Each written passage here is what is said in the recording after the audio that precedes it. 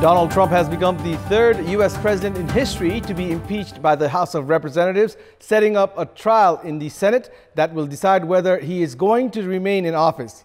The House voted that the president abused his power and that he had obstructed Congress, with nearly all Democrats voting for the charges and all Republicans against them. Good morning, I'm Abhiday Shrestha, and these are the headlines of the hour. Prime Minister KP Sharma Oli replies to the Supreme Court, saying the government has taken diplomatic initiatives to retrieve lands encroached by India, says the writ filed at the Supreme Court is irrelevant. Donald Trump becomes the third U.S. president in history to be impeached by the House of Representatives, setting up a trial in the Senate that will decide whether he remains in office. And Real Madrid and Barcelona settled for a goalless draw at the La Liga last night in the El Clasico, the first goalless stalemate between the two teams since 2002. Prime Minister KP Sharma Oli has reiterated that the government has already taken diplomatic initiatives to retrieve Kalapani, Lipulekh, Limpiadhura and other lands encroached by India, and stated that the verdict from the Supreme Court is not necessary in the issue. In response to the clarification sought by the Supreme Court, Prime Minister Oli reaffirmed that the government is taking diplomatic initiatives to settle the ongoing issues and stated the Supreme Court does not need to issue further verdict. A writ was filed at the Supreme Court criticizing the government for failing to take strong steps in retrieving the encroached lands. In his reply, Prime Minister Oli stated that the government, in its diplomatic note sent to the Indian government on 20th of November, has already urged India to amend the recently published political map and has formed a committee to monitor the border with India.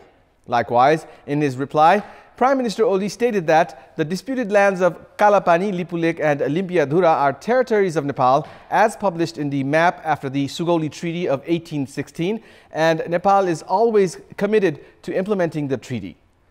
Through his written response, Prime Minister Oli stated that the writ filed at the Supreme Court is irrelevant and urged the court to scrap it as the government has already taken diplomatic initiatives to resolve the border dispute. The discussion over the political report and amendment proposal continued yesterday as well at the ongoing Standing Committee meeting of the ruling Nepal Communist Party. 12 members presented their views over the political report presented by Chairman Duo KP Sharma Oli and Pushpa Kamal Dahal and the amendment proposal submitted by Party General Secretary Bishnu Paudel. Leaders including Matrika Yadav, Barshaman Pun, Pradeep Gyawali and Gokarna Bishta, among others, commented on both the reports yesterday.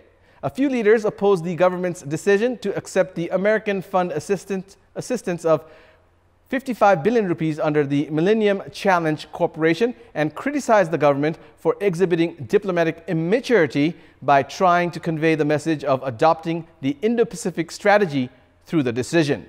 However, Foreign Minister and Standing Committee member Pradeep Gyawali defended the government decision and stated that the Millennium Challenge Corporation and the Indo-Pacific strategy are two different issues. The meeting is scheduled to continue today as well. 20 out of the 45 members still remain to present their views at the ongoing Standing Committee meeting that commenced on Sunday. We'll take a short break here. We have more news coming up. Welcome back. A report by Nepal Rashtra Bank has stated that the overall economic indices of the country have improved in the first 4 months of the current fiscal year. Nepal's balance of payments stood at 27.29 billion rupees till mid-November this year, while it was in deficit by 57.33 billion rupees during the same period last year. Based on the central bank's report, Nepal's trade deficit had gone up by 37.5% in the first quarter of the last fiscal year. However, this year, the trade deficit stands at 414 billion rupees, down by 8.9%. Nepal had experienced liquidity crisis during the period in the last fiscal year as the amount of loan far exceeded deposits. However, the Nepal Rashtra Bank has said this year the deposit to loan ratio has been under control. Meanwhile, the central bank states the remittance has relatively gone down by 2.3% against the number of people going for foreign employment, which has increased by 5.6% till mid-November. And it's time now for the international update.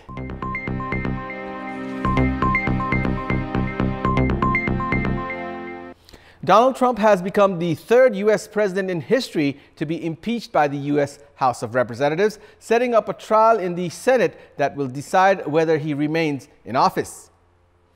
The House voted first that the president abused his power and then that he had obstructed Congress.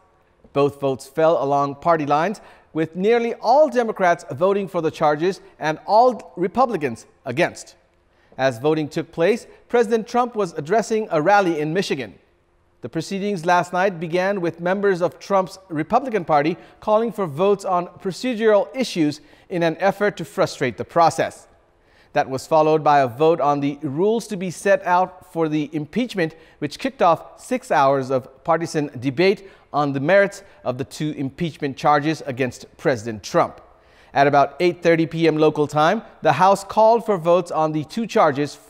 First, abuse of power, stemming from Trump's alleged attempt to pressure Ukraine to announce investigations into his Democratic political rival Joe Biden. And second, obstruction of Congress, because the president allegedly refused to cooperate with the impeachment inquiry, withholding documentary evidence and barring his key aides from giving evidence.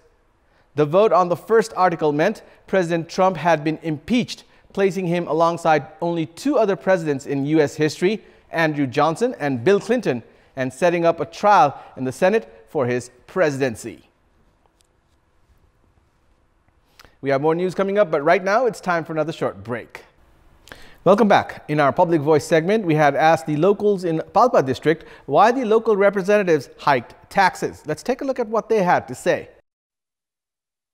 Public Voice. कर उठाएर सुविधा दिने भन्दा पनि कर्मचारीहरूलाई नै बढी फाइदा कर्मचारीको तलब भत्ताहरुमा मात्रै लागेको देखिरहेको छु। करको दायरा यति धेरै भइसकेको छ, पर्यटकीय गन्तव्य जहाँ छ त्यहाँ चाहिँ सबै कुराहरुबाट एकपल्ट आएको मान्छे अर्को पटक नआउने अवस्था भइसकेको छ। सरसफाईको लागि भनेर चाहिँ तपाईको ट्याक्स चाहिँ बढी लिने, तर सरसफाई गर्ने अहिले चाहिँ सुन्ने अनुसार नगरपालिका भित्र चाहिँ सरसफाई गर्ने मान्छेहरु जम्मा चाहिँ 5-7 जना मात्र भन्ने चाहिँ देखियो। र यत्रो बजारबाट चाहिँ यत्रो चाहिँ पैसा उठाइरहेको छ, तर यो पैसा चाहिँ कहाँ गयो?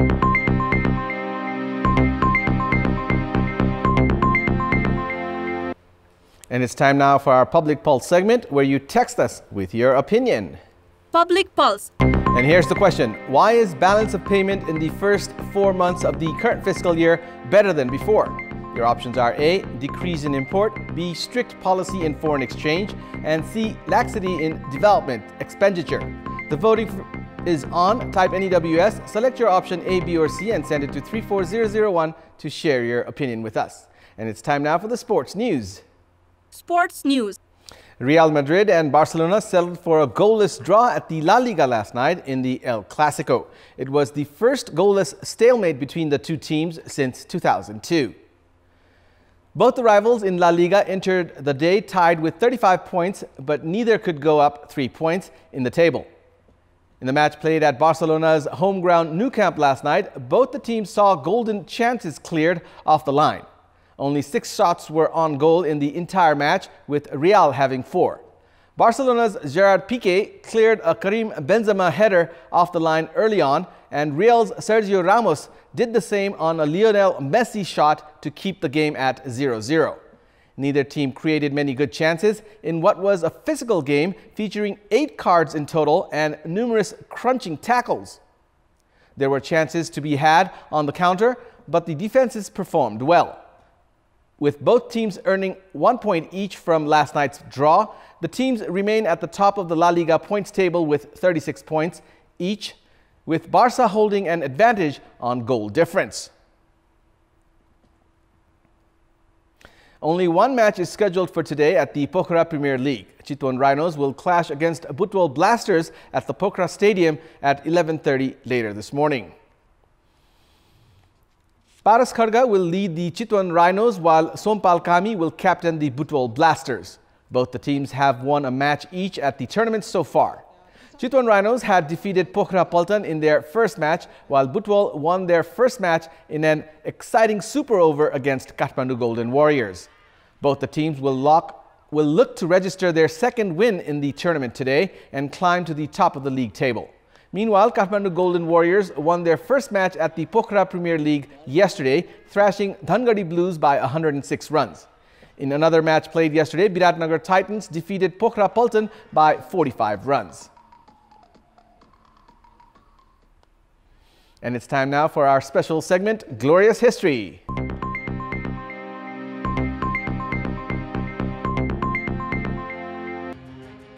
On the 17th December 1903, Orville and Wilbur Wright made the first successful flight of a self-propelled, heavier-than-air aircraft. Orville piloted the gasoline-powered, propeller-driven biplane 120 feet in 12 seconds near Kitty Hawk, North Carolina.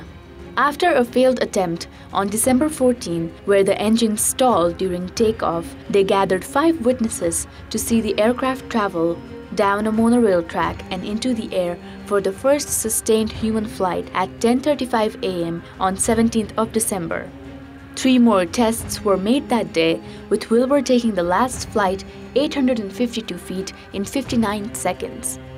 On 22nd of May 1906, the Wright brothers were granted U.S. Patent 821-393 for their flying machine, which is still on display at the National Air and Space Museum in Washington, D.C.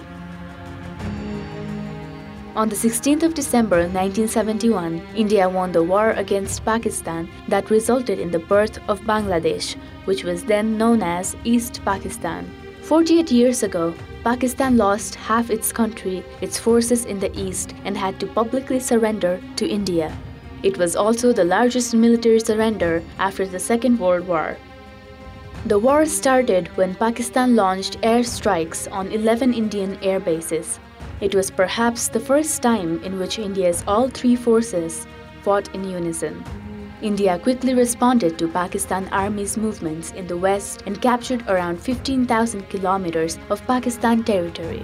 The war ended after the chief of the Pakistani forces, General Amir Abdullah Khan Niazi, along with 93,000 troops, surrendered to the joint forces of Indian Army and Bangladesh's Mukti Bahini. This is Sasda Lamichhane for Kantipur News Desk.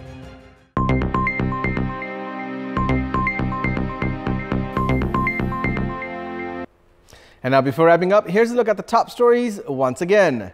Prime Minister KP Sharma Oli replies to the Supreme Court saying the government has taken diplomatic initiatives to retrieve lands encroached by India, says the writ filed at the Supreme Court is irrelevant. Donald Trump becomes the 3rd U.S. president in history to be impeached by the House of Representatives, setting up a trial in the Senate that will decide whether he remains in office. And Real Madrid and Barcelona settled for a goalless draw at the La Liga last night in the El Clasico, the first goalless stalemate between the 2 teams since 2002.